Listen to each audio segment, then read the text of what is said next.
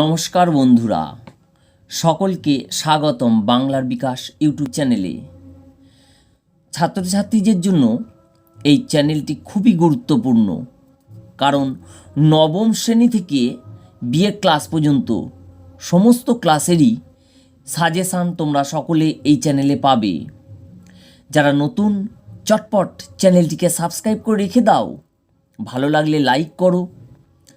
আজকে তোমাদের জন্য বাংলা মাইনরের 10 নম্বরের সাজেশান দিচ্ছি। আগের ভিডিওতে 5 নম্বরের সাজেশান দিয়েছি। প্রয়োজন হলে বাংলার বিকাশ ইউটিউব চ্যানেলে তোমরা সার্চ করে দেখে নাও।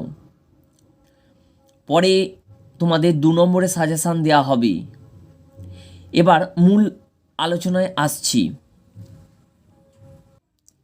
দেখো, যদিও এটা 2024 সাল, কিন্তু তোমাদের পরীক্ষাটা 2023 সালের, তাই তোমাদের প্রশ্নপত্রের উপরে 2023 বলেই লেখা থাকবে।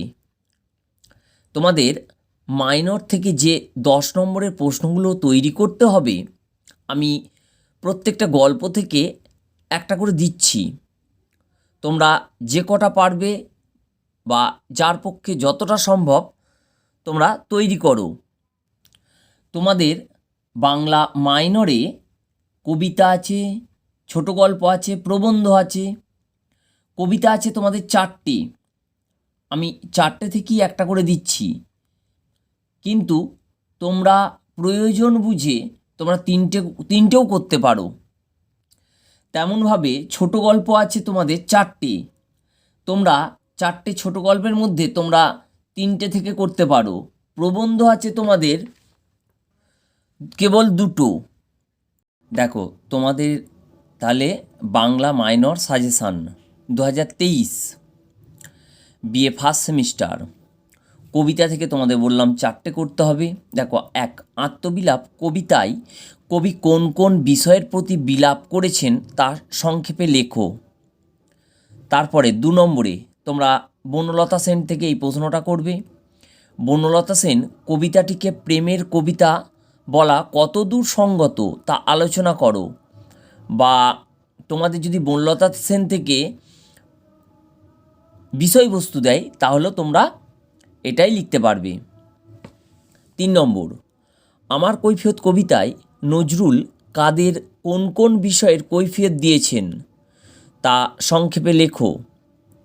4 নম্বর, সোনাত্তরী কবিতাটির রূপকার্থ আলোচনা করো। বা সোনাত্তরীর যদি বিষয়বস্তু দেয়, তোমরা এটাই লিখতে পারবে। এবার তোমরা ছোট গল্প থেকে করবে 6টা। 1 রসময়ী রসিকতা গল্পটি ভূত ছাড়া ভূতের গল্প, তা সংক্ষেপে লেখো। আরেকটা করবে রসময়ী রসিকতা গল্পে রসময়ীর চরিত্র ও ক্ষেত্রমোহনের চরিত্র সংক্ষেপে লেখো। পরেরটা, অভাগী স্বর্গ গল্পটি ছোট গল্প হিসেবে কতটা সার্থক তা সংক্ষেপে লেখো। অভাগী স্বর্গ থেকে আরেকটা করবে অভাগী স্বর্গ গল্পে তৎকালীন সমাজ জীবনের যে চিত্র ফুটে উঠেছে তা সংক্ষেপে লেখো। পরেরটা, পরশুরামের চিকিৎসা সংকট গল্পে যে হাস্যরসের সৃষ্টি হয়েছে তা সংক্ষেপে লেখো বা আলোচনা করো। শেষ, মাদার ইন্ডিয়া গল্পের নামকরণের সার্থকতা আলোচনা করো। তোমাদের 4টে ছোট গল্প থেকে দেয়া হয়েছে। 4টে তোমাদের ছোট গল্প আছে, 4টে গল্প থেকেই দেওয়া হয়েছে। কিন্তু তোমরা যদি একটা ছোট গল্প থেকে নাও করতে পারো, তাহলেও তোমরা কমন পাবে।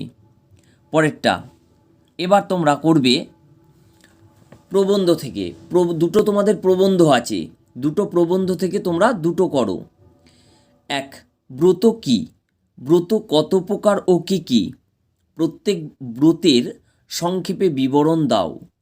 2 নম্বর, ভাষা সংকট প্রবন্ধে ভাষা সংকটের কারণ কি, একটা প্রশ্ন। আর 2 নম্বর হচ্ছে লেখক ভাষা সংকট কাটিয়ে ওঠার যে উপায় নির্দেশ করেছেন তা সংক্ষেপে লেখো। এখানেই তোমাদের সাজেশানটি সম্পূর্ণ হলো। পরের ভিডিও পেতে চ্যানেলটিকে সাবস্ক্রাইব করে রেখে দাও। অনেক অনেক শেয়ার করো বন্ধুদের। সমস্ত ক্লাসের সাজেশান তোমরা এই চ্যানেলে পাবে, তা নাহলে খুব মিস করবে। আজকের মতো বিদায়, নমস্কার।